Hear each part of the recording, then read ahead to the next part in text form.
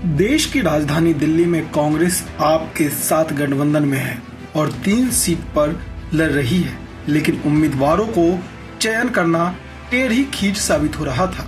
आखिरकार लंबे इंतजार के बाद कांग्रेस ने दिल्ली के सभी 3 उम्मीदवारों के नाम की घोषणा कर दी। इन 3 उम्मीदवारों में से सबसे ज्यादा हाई प्रोफाइल उम्मीदवार कन्हैया कुमार है। लेफ्ट से राजनीतिक करियर की शुरुआत करने वाले कन्हैया को कांग्रेस ने नॉर्थ ईस्ट दिल्ली से 2 बार के सांसद और सिनेमा स्टार मनोज तिवारी के खिलाफ उतारा है। खास बात तो यह है कि इस बार मनोज तिवारी को छोड़कर भाजपा ने दिल्ली के सभी उम्मीदवार को बदल दिए हैं, यानी नॉर्थ ईस्ट दिल्ली सीट पर भाजपा ने सिटिंग सांसद पर ही भरोसा जताया है। ऐसे में कांग्रेस ने प्रखर वक्ता कन्हैया को उतारकर सीट को हाई प्रोफाइल बना दिया है। ऐसे में आइए समझते हैं आखिर कन्हैया के उतारे जाने से ये सीट कैसे हाई प्रोफाइल बन गई है और क्यों इसे लोकसभा चुनाव के सबसे बड़े मुकाबलों में से एक माने जाने लगा है। पहला, 2 स्टार वक्ता के बीच जंग। नॉर्थ ईस्ट दिल्ली से मनोज तिवारी बीजेपी के उम्मीदवार हैं। वह इस इलाके से लगातार 2 बार सांसद बने हैं।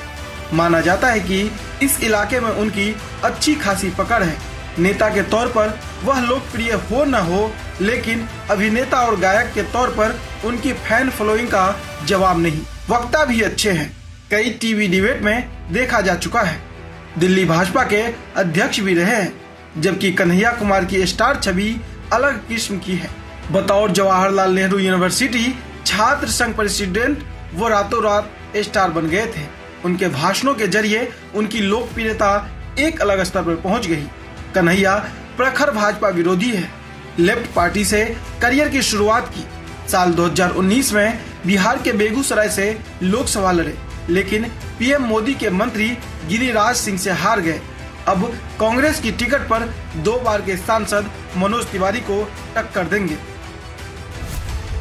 अगला है पूर्वांचली बनाम पूर्वांचली। नॉर्थ ईस्ट दिल्ली में पूर्वांचल की आबादी काफी ज्यादा है। यह पूरे भारतवर्ष का सबसे सघन आबादी वाला इलाका है। इसकी वजह है यहाँ पर बनी अनधिकृत कॉलोनियाँ, जहाँ पर अलग अलग राज्यों के प्रवासी या माइग्रेंट्स जनसंख्या सबसे ज्यादा है। इसी इलाके में बुरारी, करावल नगर, सीमापुरी, गोकलपुरी जैसे क्षेत्र आते हैं, जहाँ सैकड़ों की तादाद में अनऑथराइज्ड कॉलोनियाँ हैं। इनमें न सिर्फ बिहार बल्कि उत्तर प्रदेश और हरियाणा से आकर काम करने वाली बड़ी आबादी रहती है। ऐसे में उन सब का वोट किस तरफ जाएगा, यह भी यहाँ का चुनावी समीकरण तय करेगा। अगला है मोदी का सिपाही बनाम राहुल के करीबी। कन्हैया कुमार कांग्रेस के उन नेताओं में से एक है जो राहुल गांधी की दोनों भारत जोड़ो यात्रा में काफी सक्रिय रहे हैं। लगातार उन यात्राओं की योजना बनाना और युवाओं को साथ जोड़ने में उनकी अहम भूमिका रही है। कभी कम्युनिस्ट रहे कन्हैया कुमार अब राहुल के सबसे करीबियों में से एक हैं। वहीं मनोज तिवारी की अहमियत इस बात से पता चलती है कि दिल्ली की 7 सीटों में से सिर्फ एक मौजूदा सांसद को टिकट दिया गया और वह तिवारी है। मनोज तिवारी खुद को नरेंद्र मोदी की सेना का एक सिपाही मानते हैं और सिर्फ दिल्ली की सियासत में ही नहीं बल्कि अलग अलग चुनाव में बतौर स्टार प्रचारक उनकी भूमिका काफी अहम रही है।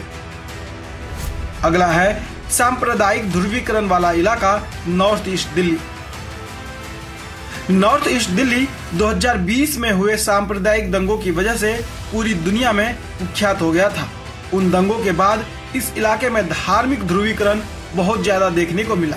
इस लोकसभा क्षेत्र में सीलमपुर, मुस्तफाबाद, बाबरपुर और करावल नगर जैसे क्षेत्र आते हैं, जहां मुस्लिम आबादी काफी ज्यादा है। पूरे लोकसभा क्षेत्र में वोटरों के लिहाज से 21% वोटर मुसलमान समुदाय से आते हैं।